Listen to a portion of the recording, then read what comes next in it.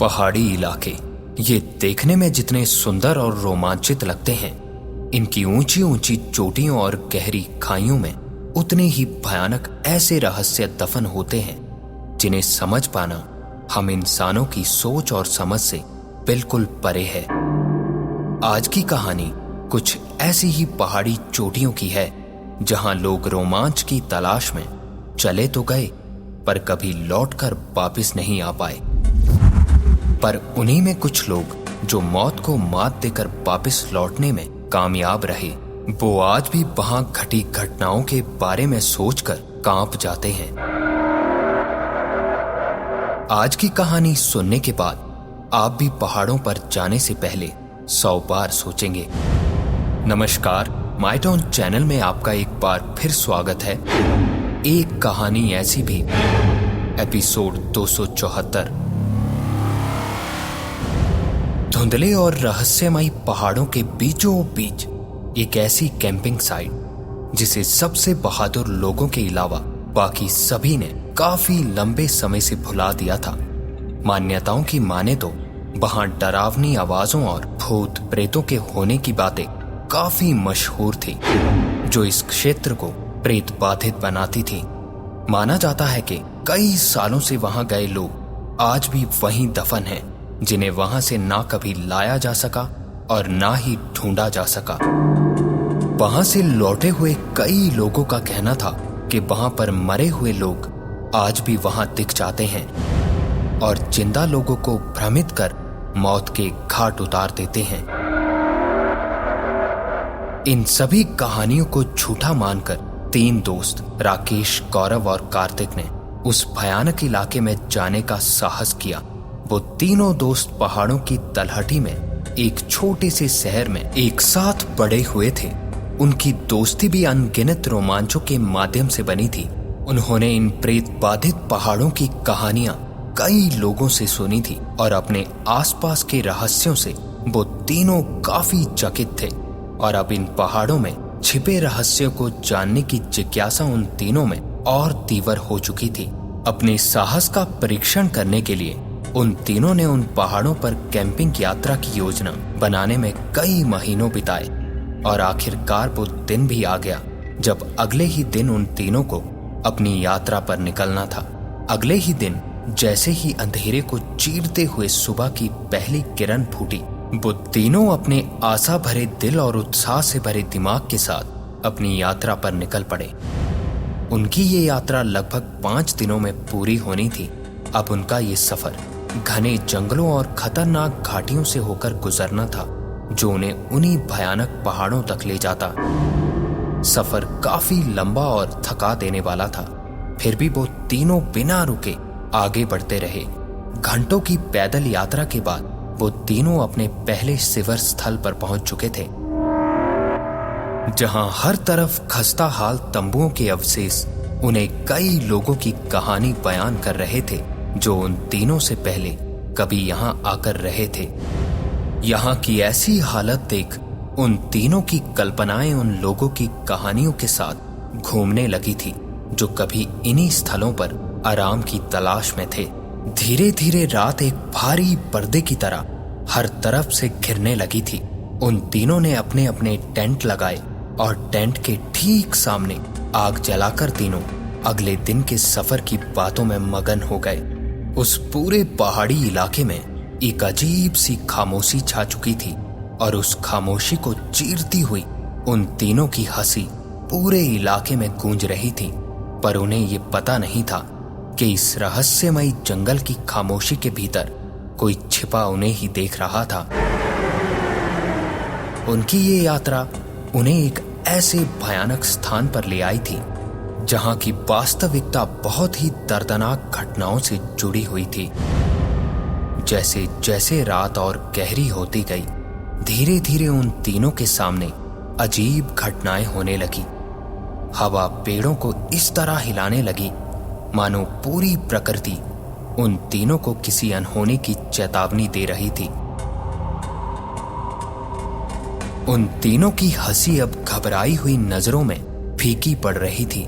एक अजीब सा कोहरा पूरे जंगल में छाने लगा। अभी वो तीनों इस जंगल में हो रही घटनाओं के बारे में सोच ही रहे थे जब राकेश का कहना था, इससे पहले कि मौसम खराब हो जाए और बारिश ही होने लगे, चलो सो जाते हैं। बाद में ऐसा ना हो कि आग भी बुझ जाए और हम सर्दी से ठिठुर जाएं। राकेश की ये बात सुनकर गौरव और कार्तिक हामी भरते हुए उठे और अपने अपने टेंट में चले गए। उन तीनों को सोए अभी लगभग 1 घंटा ही हुआ था। कार्तिक और राकेश गहरी नींद में सो चुके थे और गौरव की आंख अभी लगने ही वाली थी जब टेंट के बाहर आती किसी के कदमों की आवाज से गौरव की आंख खुली।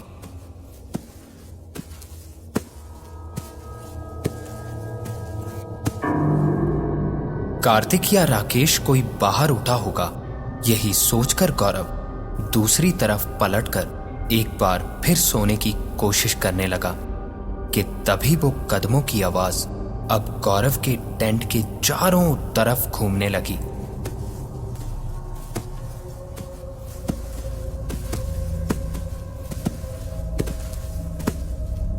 और ये सुनते ही गौरव आंखें खोलकर पूरी तरह से उठ पाता।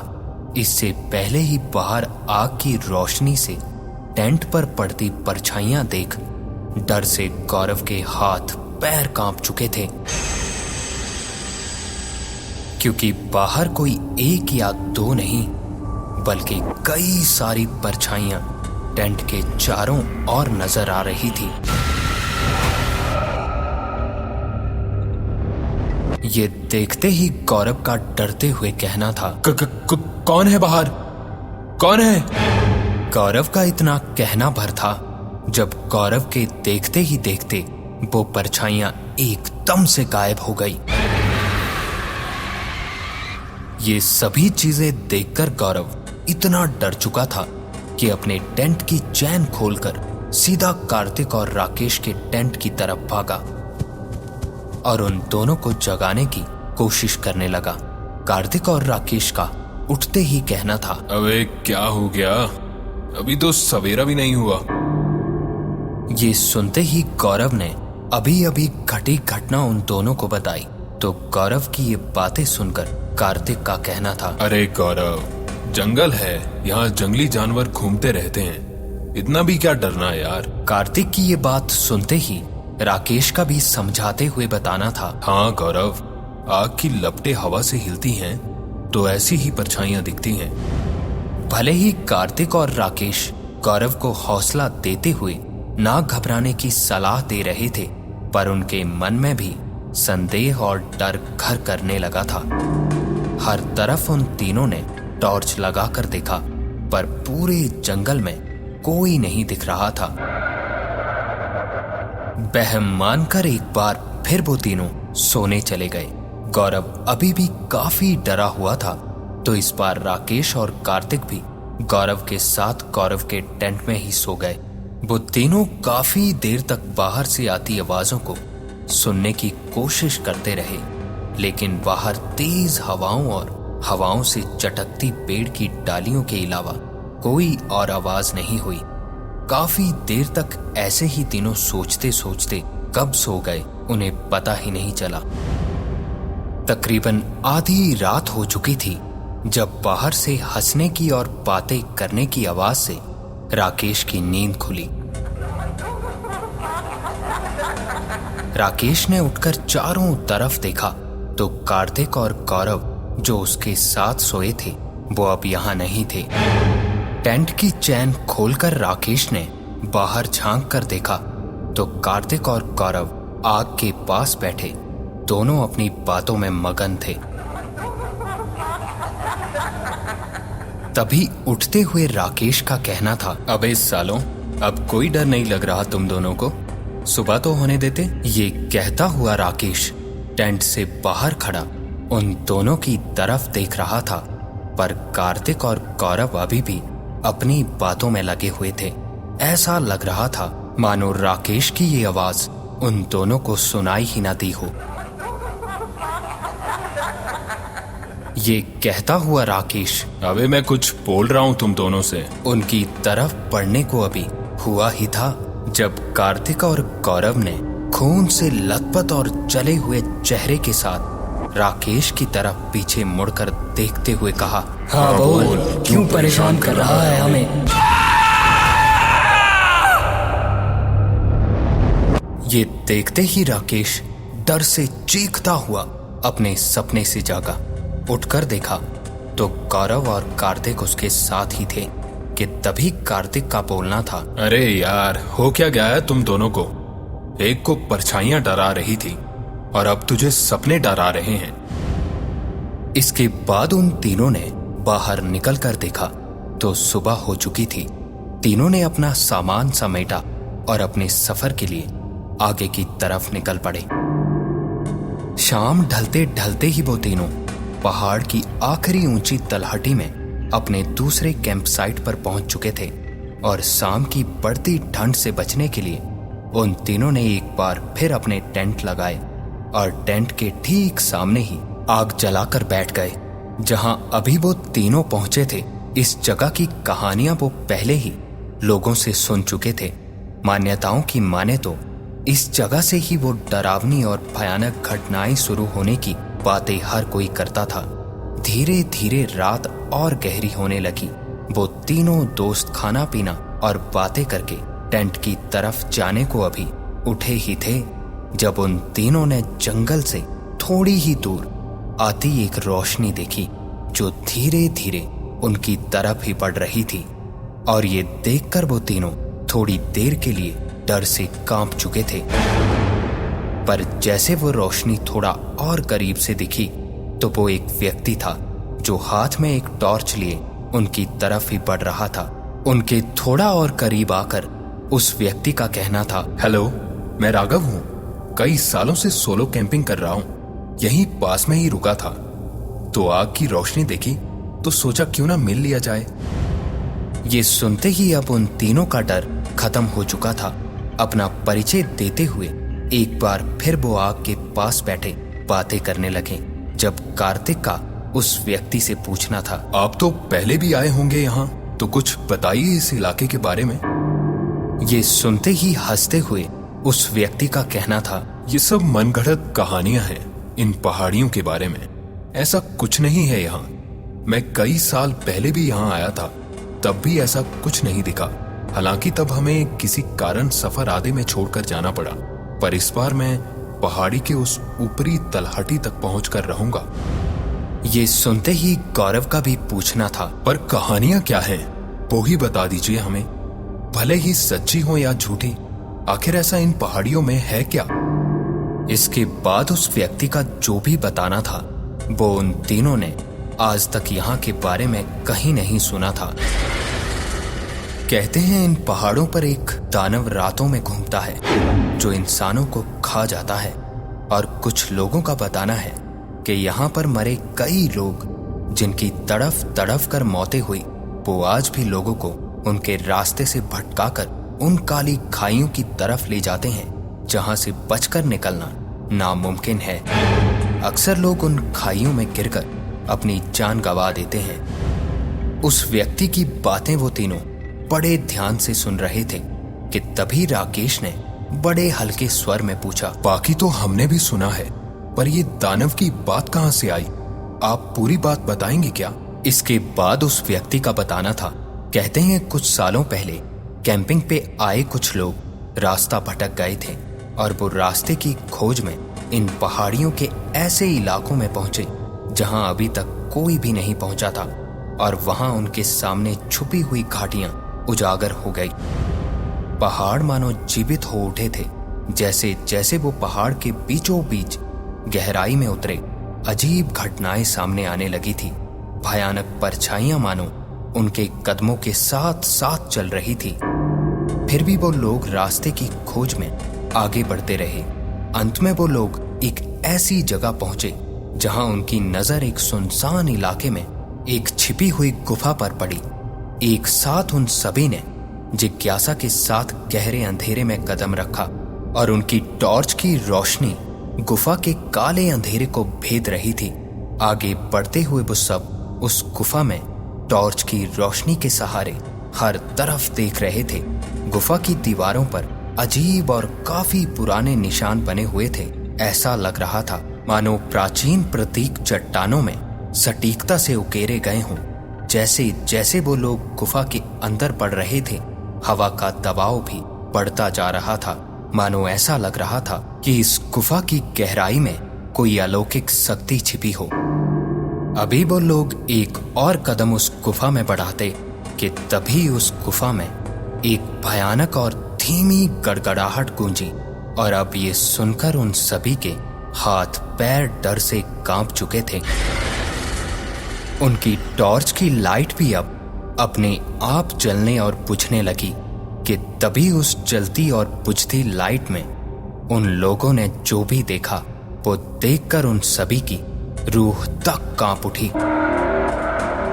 क्योंकि उनके ठीक सामने एक विशाल आकार का दानव खड़ा था।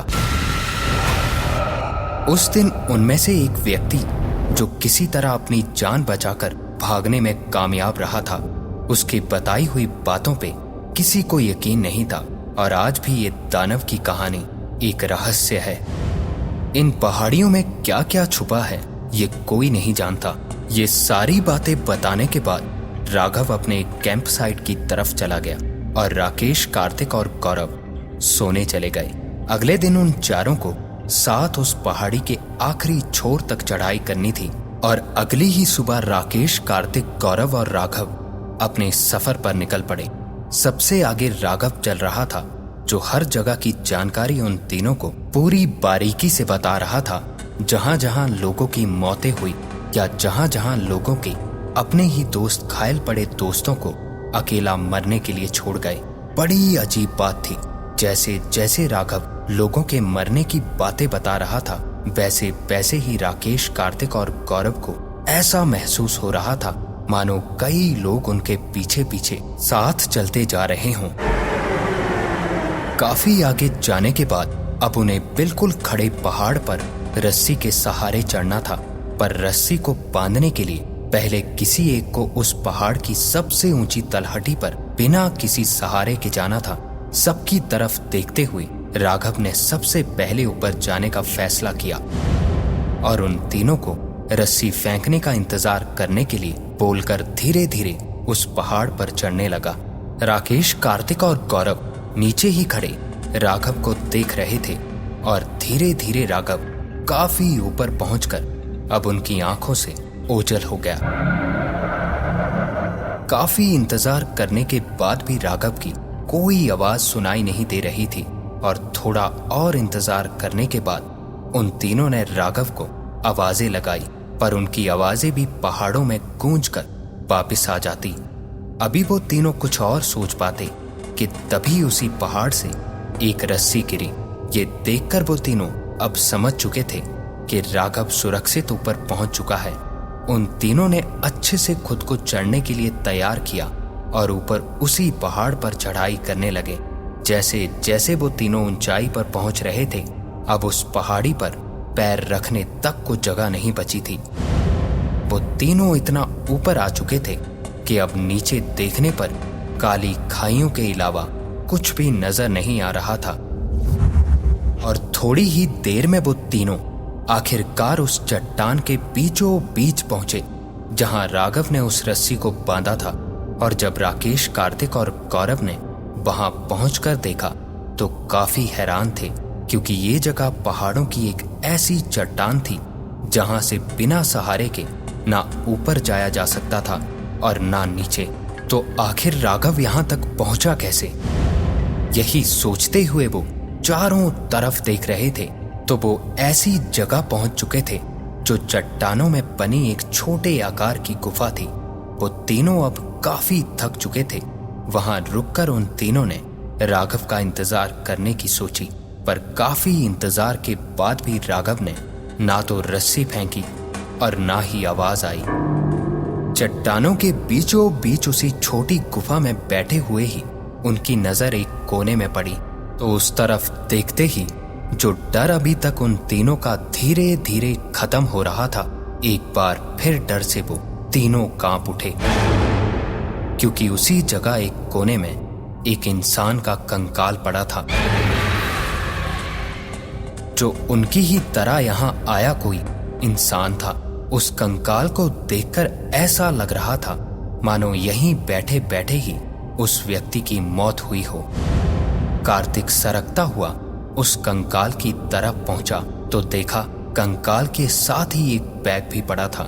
कि तभी कार्तिक का कहना था, आखिर ये कौन था? शायद इसके बैग से पता चल जाए। ये कहते हुए कार्तिक ने वो बैग उठाया और खोल कर देखने लगा तो उस बैग में काफी सारे मैप थे जो वक्त के साथ फीके पड़ चुके थे। कि तभी कार्तिक के हाथ उस व्यक्ति की एक डायरी लगी। उसे उठाकर वो राकेश और गौरव के पास पहुंचा और खोलकर पढ़ने की कोशिश करने लगा तो पहले ही पेज में लिखा था, मेरा नाम राघव वर्मा है। आज ये मेरा पहला दिन है और आज हम अपनी मंजिल की तरफ बढ़ रहे हैं। राघव का नाम पढ़ते ही उन तीनों की आंखें डर से बड़ी बड़ी होने लगी थी। उनके जहन में अब काफी डरावने ख्याल उमड़ रहे थे। कार्तिक ने बिना कुछ सोचे डायरी का लास्ट पेज खोला तो जो भी उसमें लिखा था वो पढ़कर उन तीनों की रूह तक कांप उठी। क्योंकि लास्ट पेज में लिखा था, हम 3 दोस्त इस पहाड़ी की चट्टान तक पहुंच चुके हैं और नीचे डेट लिखी थी 4 अगस्त 1995। और अभी वो तीनों कुछ और सोच पाते कि तभी उनकी आंखों के सामने सामने ही वो बंधी हुई रस्सी खुली और नीचे की तरफ अपने आप गिर गई। ये डायरी उसी राघव की थी जो उन्हें यहां तक लेकर आया था। डरे हुए राकेश, कार्तिक और गौरव उसी चट्टान से मदद के लिए आवाजें लगाते रहे पर वहां उनकी आवाजें सुनने वाला कोई नहीं था।